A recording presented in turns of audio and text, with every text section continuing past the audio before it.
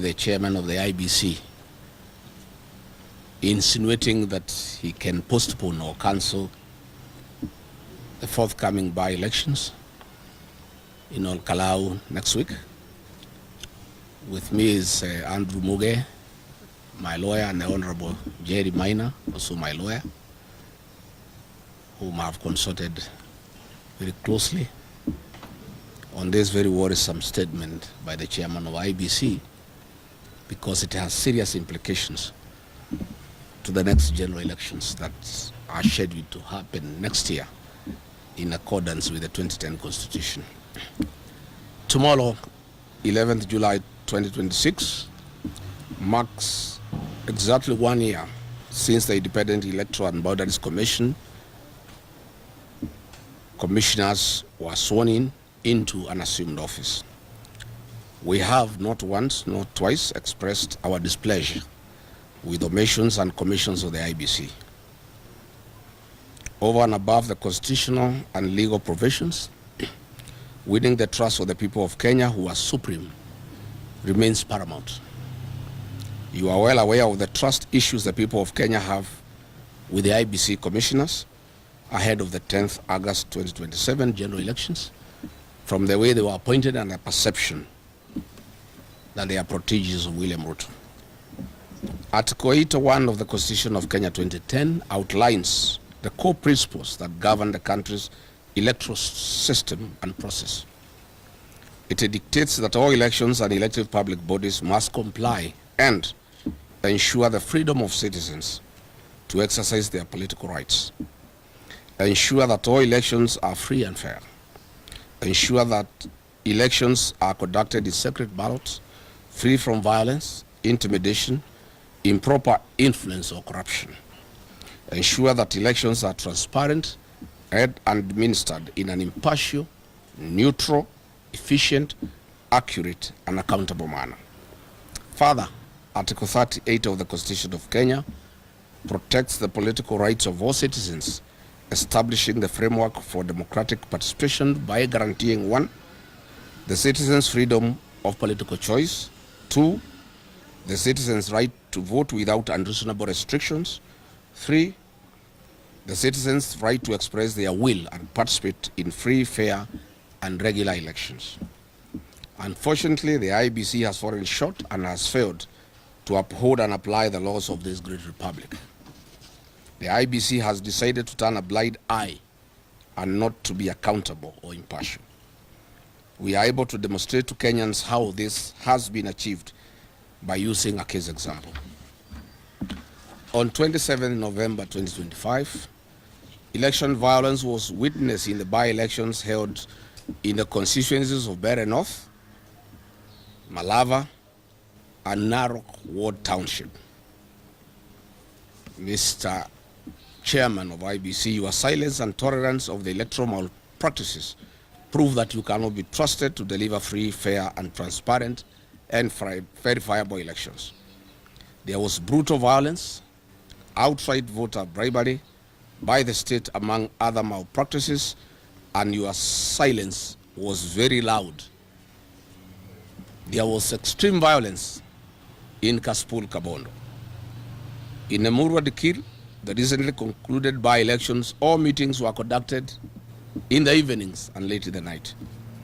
The chairman and his commissioners were aware of what was going on and they never spoke. Unfortunately, since you are state playbook masters and UDA sympathizers, a peaceful campaign period in Kalou has made you too clever all of a sudden after realizing that UDA is losing the election. Do not take Kenyans for a ride. All Kalou has been very peaceful. There has not been violence of any magnitude that could cause anybody to cancel or postpone an election. There has only been 3 incidences that are minor. 1, the defacing of posters belonging to the UDA candidate and the DCP candidate. On 1st July 2026, at the Royal Garden Hotel in Kalou Town, Nyandarua County, officers and staff of DCP were brutally attacked by police officers and UDA officials. Their phones and other materials were taken away. 8 reports and statements at Kalou police station were made, and to date, no action has been taken. The notorious Nairobi Sierra gang of rogue police officers that attacked me and Christians at Wetima Church in January is the same group that was led by Mathira Member of Parliament, Eric Wamumbi, to attack DCP officials at the Royal Garden Hotel. So, Mr. Ethekon, whatever violence that has been witnessed in Kalou has been perpetrated by the state.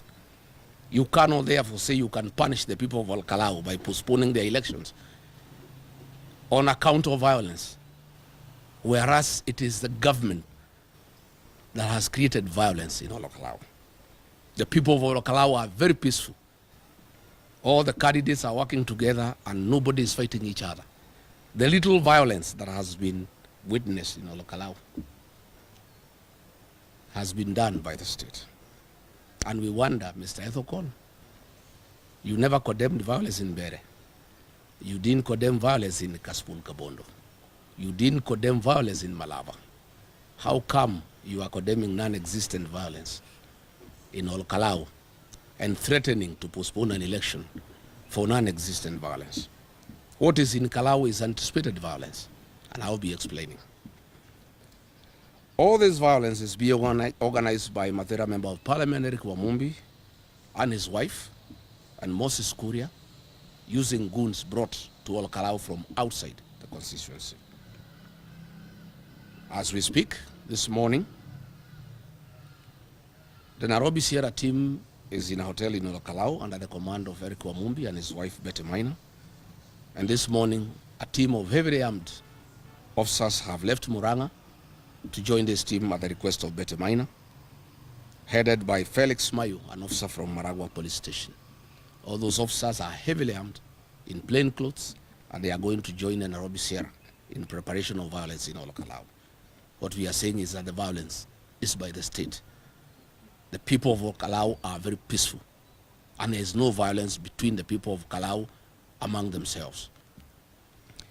Yesterday, additionally, ahead of 16th July 2026 by-elections, Iebc commissioners are dining with the state to procure and deliver an unfair and predetermined by-election result in favor of the ruling party's candidate.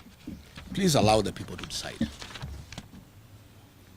You have openly defied all odds to call to order an election of open bribery by the state led by cabinet secretaries, principal secretaries, and state officers who are actively involved in the by-election campaign and breaching the constitutional and legal provisions of Article 75 and 77 of the Constitution of Kenya 2010 and Section 14 of the Election Offences Act 2016.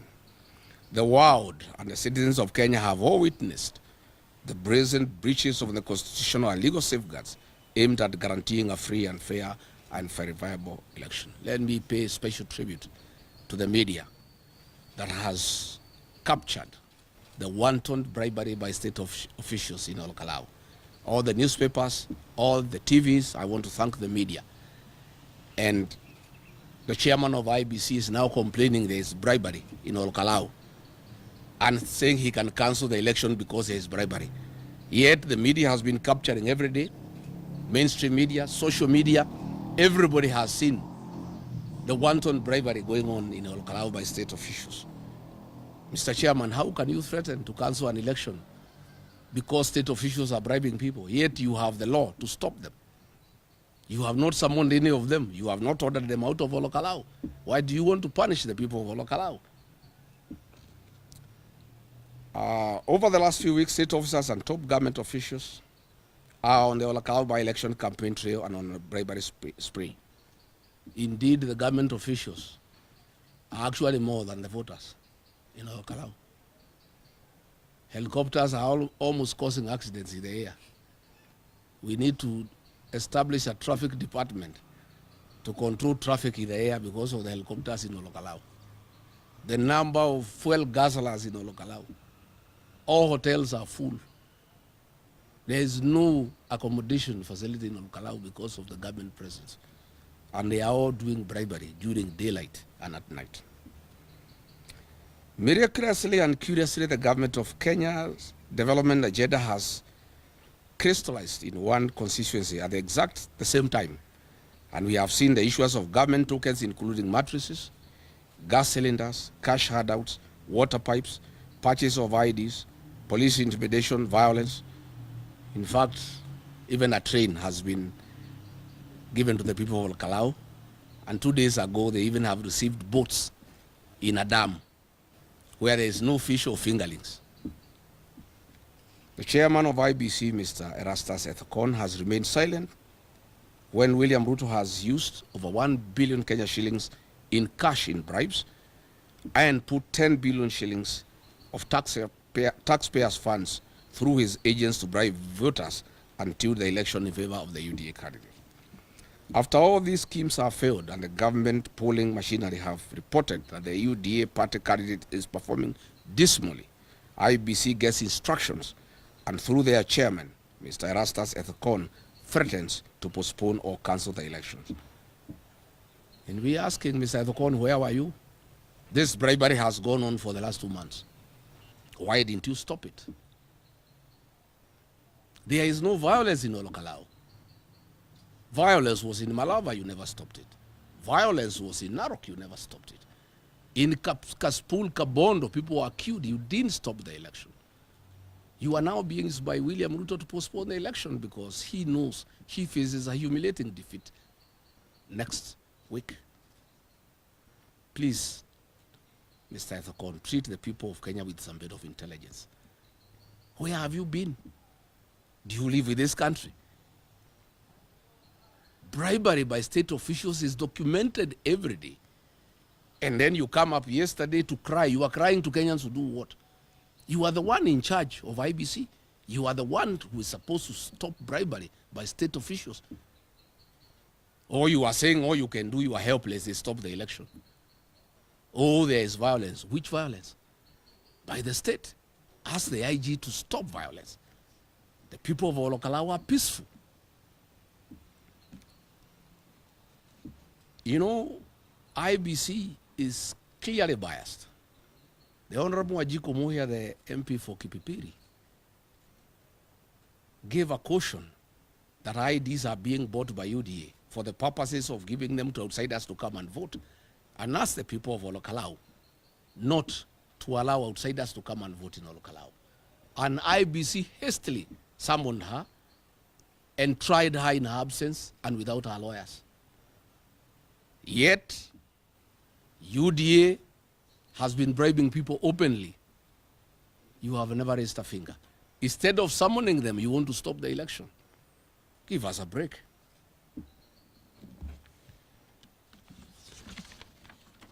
The following state officers and government officials have openly been involved in electoral campaigns and malpractice in Kalou, among others. The Honorable Alice Wahome, Cabinet Secretary for Lands, Public Works and Housing and Urban Development. William Kabogo, Cabinet Secretary for Information, Communications and Digital Economy. Davis Chirchil, Cabinet Secretary for Roads and Transport. Rebecca Miano has actually left her office. She has put up an office in Kalou. She even tried to summon the ACK Church for a seminar on tourism to bribe them to campaign for the UDA candidate.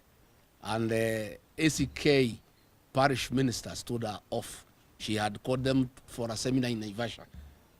I don't know what ACK church officials have to do with the tourism in Kenya. She has left her office. She is actually working from Kalou. Nixon Coril, the Principal Secretary, State Department of Lands. Patrick Mariru, Principal Secretary, State Department for Defense. Alex Wachira, very notorious. He has even removed the transformers from Mbere and taken them to Kalou. The transformers he took to Mbere during the Mbere by-election, he has now removed them and taken them to Kalou. Joseph Bogwa, the Principal Secretary for State Department for Roads. All roads in Nyandarua, in all the neighboring constituencies, have stalled. But in Kalou, he is there launching roads. Mary Mudhoni, the Principal State Secretary for Public Health, she was having, with Aden Duale, a medical camp and demanding IDs before people are treated. I don't know what an identity card would inform when you are treating somebody. I thought they are supposed to take their blood pressure, their temperature, and their sugar levels. But instead of doing that, finding out what is their BP, what's their sugar levels, what is their temperature, instead they are taking the ID, which means the whole thing was a fake. They just wanted to take IDs from the gullible people from Kalou.